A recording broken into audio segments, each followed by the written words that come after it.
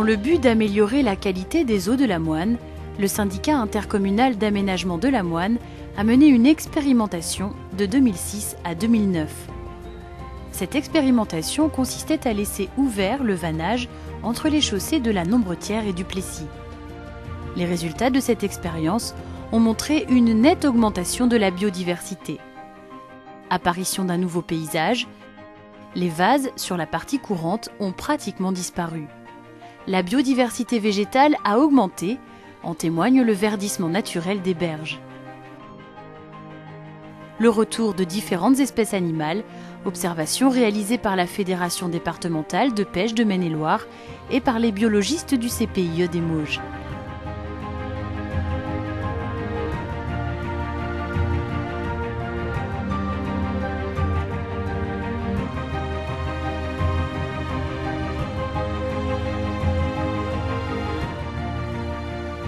Les élus du SIAM, forts de ces résultats, ont décidé d'aller plus loin.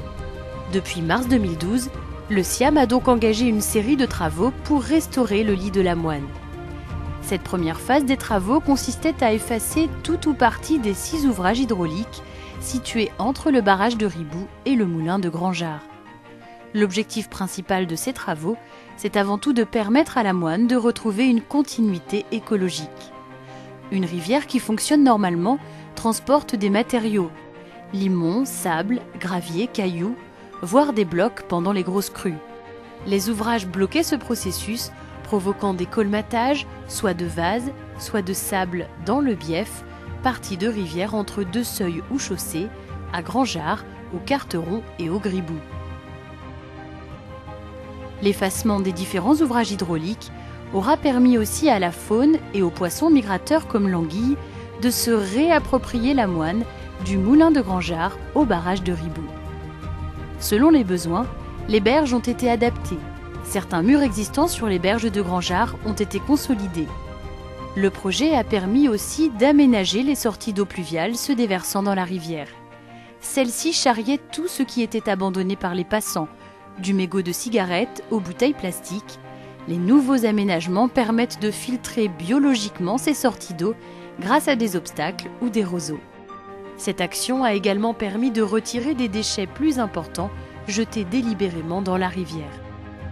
Le projet de restauration s'est construit en cherchant à conserver les usages existants, tels que les prises d'eau pour les abreuvoirs des animaux dans les prairies en amont de la ville, la promenade, la pêche, le canoë.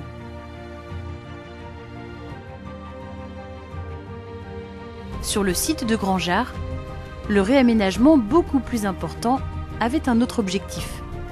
Avec la réouverture du lit majeur de la Moine, l'objectif était la prévention des crues et leur impact au niveau du théâtre interlude.